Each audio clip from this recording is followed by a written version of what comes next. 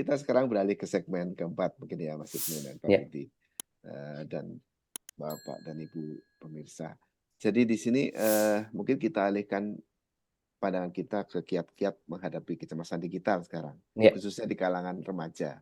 ya. Nah, sebagai seorang digital antropologis, apa kiat-kiat yang bisa Mas Ibnu dapat bagikan untuk menghadapi kecemasan digital, khususnya bagi remaja, para guru, para orang tua, dan keluarga yang mengikuti sesi ini? Ya. Jadi saya kira yang pertama adalah paling umum yang sering disarankan dan memang ini berlaku bagi banyak hal adalah mencoba mengelola waktu yang lebih sehat dalam menggunakan teknologi digital. Jadi biasanya memberikan time slot kapan kita menggunakan media sosial gitu. Seringkali kan dalam sehari-hari kita persoalannya adalah ketika bangun tidur kita sudah mengakses media sosial. Ketika kita bosan sedikit kita membuka media sosial.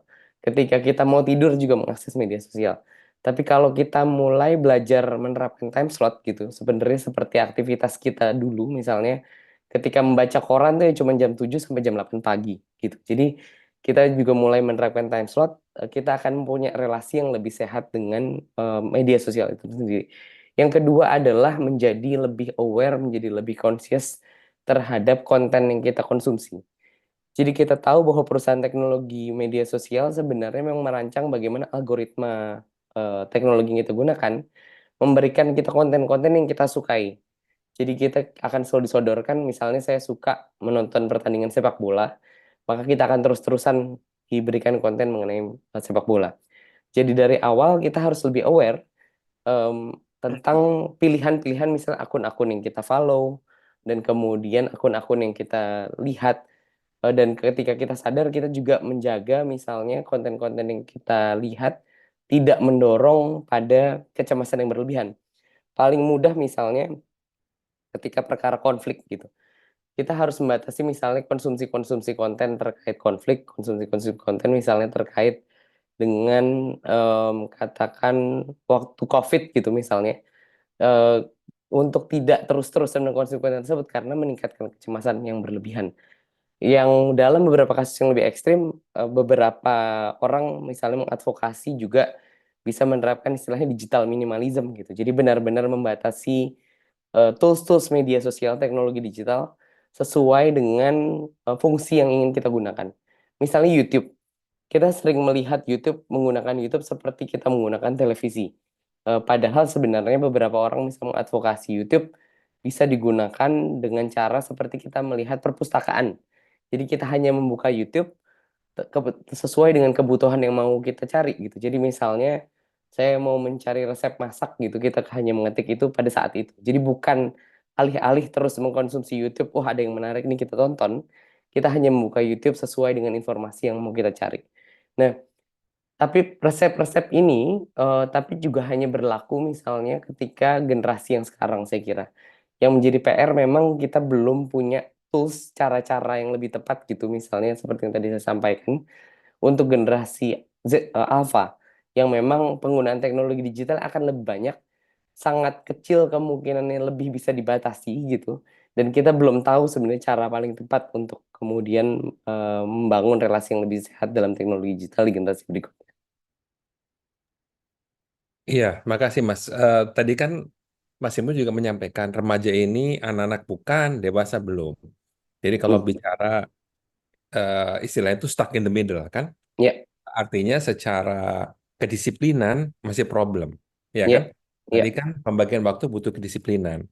ya, Tapi sebetulnya kalau mau dikasih tahu, ya dia kan bukan anak-anak lagi, harus sudah tahu gitu kan. ya, Tetapi belum memiliki komitmen mengenai kedisiplinan. Nah, ya, tentu aja mereka nggak akan bisa sendiri itu ya, walaupun kita betul. tahu remaja sekarang tidak mudah untuk dikasih tahu gitu ya, Ya, diarahkan. Ya. ya, Nah, bentuk dukungan apa ya Mas dari misalnya dari orang tua seperti apa, ya, dari guru seperti apa, dari keluarga, maksudnya mungkin kakak, ya, om, dan ya, sebagainya gitu ya.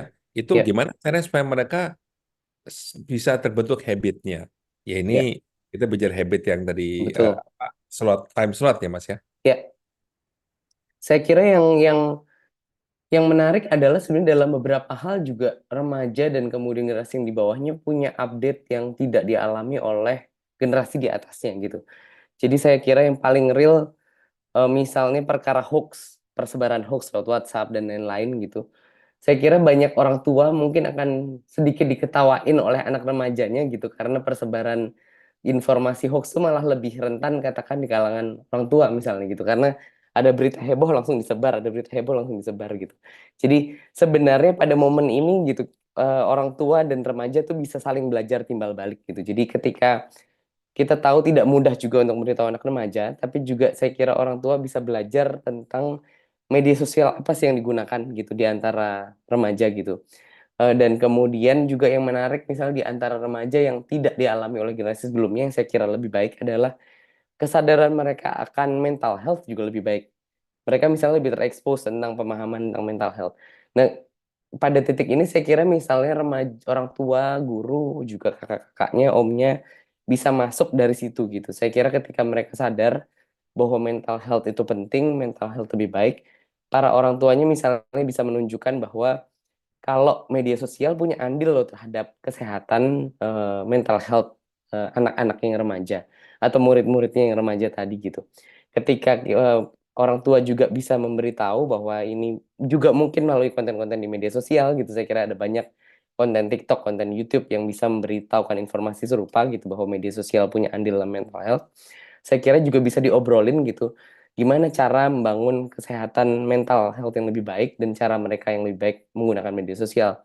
Pada saat yang sama juga saya kira orang tua juga harus terus-menerus terbuka gitu untuk belajar menggunakan atau seenggaknya mengerti media sosial semacam apa sih yang digunakan gitu. Saya kira misalnya ketika sekarang anak-anak sekarang menggunakan TikTok, bagi saya sendiri aja juga gitu generasi yang mungkin belum terlalu jauh dari katakan generasi Z, udah agak kegagap menggunakan TikTok. Tapi paling enggak kita bisa misalnya mulai punya TikTok, paling enggak kita tahu TikTok itu seperti apa, informasi seperti apa yang ada dalam TikTok. Kita bisa mengerti sebenarnya cara mereka menggunakan teknologi dan kemudian bisa menjadi bahan obrolan dengan generasi yang lebih muda.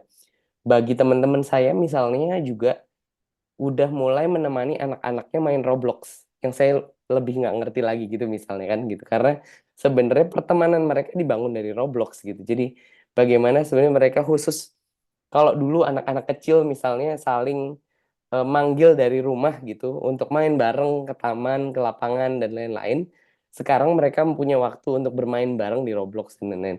Nah, update-update semacam ini yang orang tuanya juga mencoba perlu lebih terbuka, gurunya perlu lebih terbuka untuk tahu sebenarnya anak-anaknya menggunakan apa, dan dari sana bisa memulai bahan obrolan tentang kesehatan mental yang lebih baik, bagaimana kemudian teknologi digital juga, ayo kita mengelola bersama supaya kita bisa tetap lebih sehat dan kemudian belajar bersama gitu. Iya, artinya berarti orang tua, guru juga harus juga menciptakan kehidupan baru Iya, di dunia betul, digital kan. Dan betul. itu bisa mendatangkan kecemasan juga tuh atau orang Iya, tua betul, tadi. Karena betul, betul. harus belajar dulu kan. Iya, iya, Eh, Apalagi ketika orang tua macam saya pernah hidup di zaman yang non digital gitu kan. iya, Yang jadi bedanya jauh banget gitu kan. iya, Atau tuh ada values yang berbeda gitu ya. iya, Dan mungkin dari sisi remaja mengatakan, oh, bapak ini kan nggak ngerti eh, iya, apa sih gitu kan. Misalnya iya, seperti dia iya, digital. Jadi kadang-kadang ya sudah nggak ini ya, nggak relevan buat anaknya juga gitu betul, kan. betul, betul. Nah ini ada pertanyaan nih dari eh, Pak Oka ya. Mungkin saya pertanyaan lagi yang menarik ini. Bagaimana dengan generasi orang tua ini nyambung pada saya baby Ya, boom misalnya yang nggak ingin tertinggal dalam perkembangan teknologi digital. ya, Bukankah ini dianggap juga kecemasan digital? Jadi katakan ya, itu kan keinginan sendiri. Tapi ini betul. justru karena saran Mas Ibnu nih habis denger sesi ini, wah saya belajar deh TikTok. Hmm, Tapi ternyata kita cemas juga. Ini apa sih gitu? hmm, Artinya semakin kita belajar semakin ketinggalan. Tadi kan teknologi itu cepat banget ya. hmm, Itu hmm. melaju sebenarnya kita belajarnya kayak keong kan. Pelan-pelan satu-satu Iya, itu anaknya udah kemana tahu kita udah nggak iya, kelihatan di depan kita ya. iya, Itu kan bisa menimbulkan kecemasan pada orang tua gitu ya. Nah betul. ini gimana ya menyiasati ini kan antara kontrol, ya kita bukan kontrol bilang antara how to deal with ini kan bagaimana juga tanggung jawab orang tua kan, anak-anak Iya, ya. Nah, tapi di lain pihak orang tua kan ada kesibukan sendiri gitu ya. Terus harus ngejar mereka. betul. Jangan-jangan orang tuanya malah kena mental health problem lebih daripada anak Iya, gara-gara mau ngejar iya, gitu. iya. Iya, yang paling paling nyata memang ya seperti saya bilang tadi, kasusnya adalah ketika ketika isu COVID, isu politik gitu, biasanya orang tua tuh paling rentan, terutama di WhatsApp gitu-gitu kan, misalnya kayak tiba-tiba tersebar ada link WhatsApp tentang berita ini atau apa, dan sangat mudah untuk menyebar gitu tentang isu kesehatan dan isu politik biasanya. Tapi sebenarnya gini, ketika kita orang tua memang kita tidak bisa memaksakan diri juga untuk sepenuhnya menjadi seperti digital native gitu. Jadi kayak kayak saya misalnya bahkan di level saya yang belum katakan belum punya anak besar dan lain-lain, menggunakan TikTok yang nggak bisa seperti anak-anak muda menggunakan TikTok gitu, atau sebenarnya menggunakan Roblox, misalnya orang belajar menggunakan Roblox. Tapi seperti yang saya sampaikan, yang penting sebenarnya adalah bukan sepenuhnya kita update pada cara menggunakannya, mencoba seperti apa dan lain-lain, tapi sebenarnya kita belajar terus mencoba memahami anak.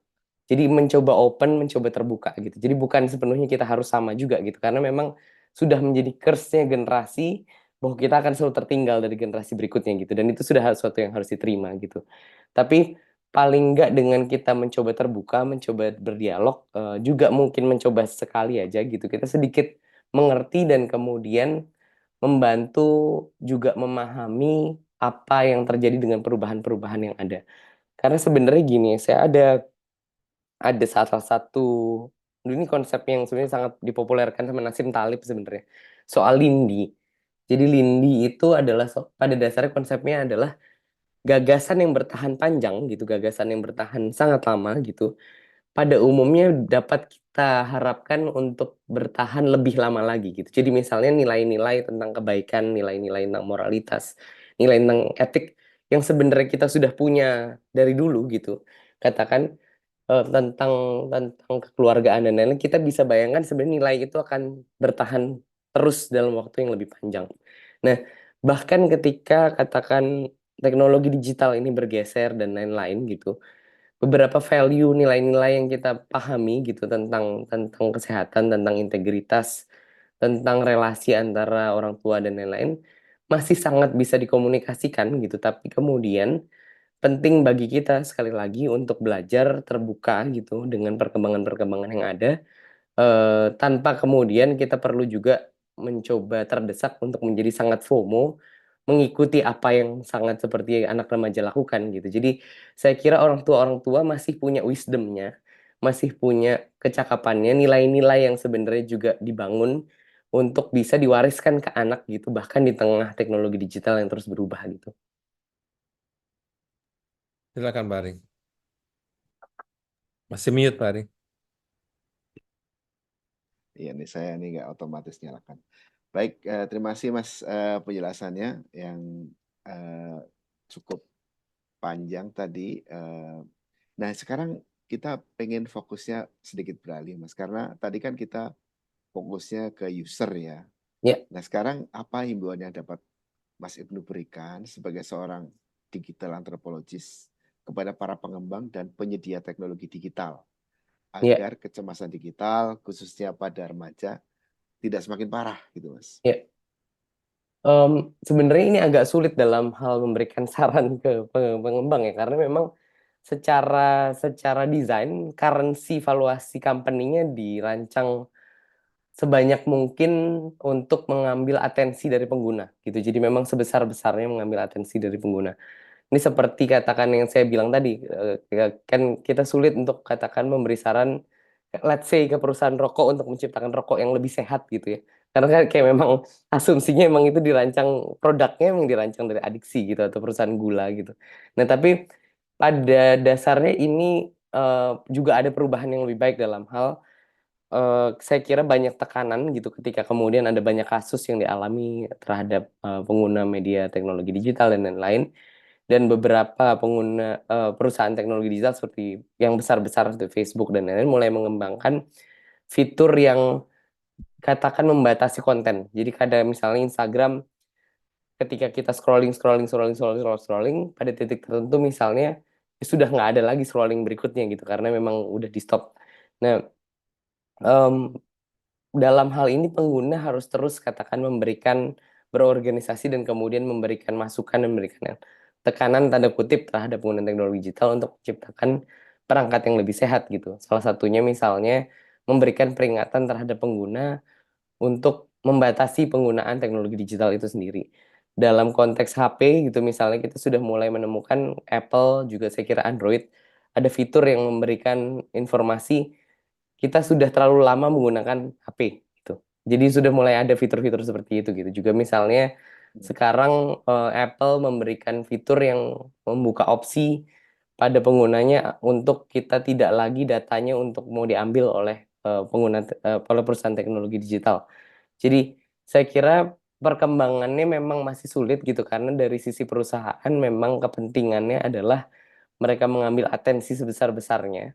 Tapi saya kira tekanan-tekanan dari masyarakat juga mulai berpengaruh pada pengembang teknologi digital gitu, terutama kemudian pihak ketiga seperti teknologi HP-nya, teknologi software-nya gitu untuk mengembangkan hubungan yang lebih baik, jam yang lebih baik, pengaturan waktu yang lebih baik dalam pengguna untuk tidak menggunakan HP mereka, perangkat teknologi mereka secara berlebihan. Nah, ini kan kita tadi pemerintah belum diikut sama sekali nih, Mas. Iya, Sebagai regulator ya. Nah, iya, kita tahu misalnya lembaga sensor itu iya, betul. nggak nyampe tangannya gitu ke Iya, sana ya. iya, Jangankan YouTube ya, bicara ya live streaming aja, Netflix, iya, apa nih Hotstar segala macam, iya, itu nggak nyampe iya, tangan lembaga sensor ya. Nah, kalau gitu pertanyaannya adalah, tadi kan user tergantung masing-masing ya, iya, tuanya juga, gurunya. betul. Kemudian ada provider. Nah, Iya, provider juga ngaturnya gimana? Dia kan butuh attention juga kan iya, untuk iya, make money ya. Uangnya betul, justru dari attention itu. Kok suruh betul. dibatasi? Berarti kan membatasi pertumbuhan si provider itu sendiri ya. Nah, Iya, sekarang peran pemerintah sebagai regulator yang kita iya, tahu dalam iya. dalam dunia klasik gitu ya. Itu di mana ya, Mas?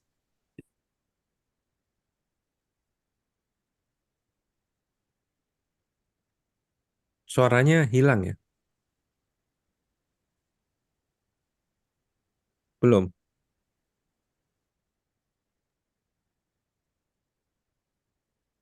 belum. Ini belum terdengar juga. Udah terdengar. Jadi memang sebenarnya ada contoh nyatanya, Pak. Jadi kalau di Uni Eropa misalnya sudah memaksa perusahaan-perusahaan media sosial untuk membatasi misalnya pengambilan data terhadap pengguna mereka gitu. Jadi ini terjadi setelah misalnya Cambridge Analytica kemarin kan sempat ada kebocoran data yang ternyata digunakan oleh Facebook gitu untuk mendorong pemilih Amerika waktu itu untuk berpihak pada Donald Trump. Dan kemudian kalau nggak salah Uni Eropa berhasil government gini dalam arti government berhasil menekan kemudian bagi perusahaan teknologi digital seperti Facebook dan lain-lain untuk mengurangi data, mengurangi akses terhadap data pengguna. Artinya sebenarnya ada presiden kalau pemerintah mau gitu untuk menegosiasikan. Juga kemudian kasus lain misalnya di Cina, saya nggak tahu levelnya TikTok atau kalau nggak salah perusahaan game gitu. Cina tuh bisa menekan perusahaan game untuk game-game tidak bisa diakses gitu oleh pelajar pada periode jam-jam tertentu gitu. Itu kan tidak terbayangkan gitu di konteks kita ya. Tapi artinya ada presiden sebenarnya kalau government punya will gitu untuk melakukan pembatasan-batasan tersebut. Sampai pada level yang paling ekstrim misalnya kan kalau India bahkan tidak bisa memberikan akses pada TikTok gitu. Karena tidak mau menuruti kapasitas mereka gitu. Artinya government sebenarnya sangat punya andil gitu kalau berkehendak gitu dan punya awareness bahwa teknologi digital ini punya andil yang sangat penting pada masa remaja dan kemudian masa remaja ini adalah fondasi dari bangsa gitu. Jadi negosiasi ini sebenarnya sangat bisa dilakukan oleh pemerintah terhadap perusahaan-perusahaan. Cuman memang kita belum sejauh ini di konteks negara kita sendiri belum punya segitu besarnya kapasitas untuk mengenforce pengaturan tersebut.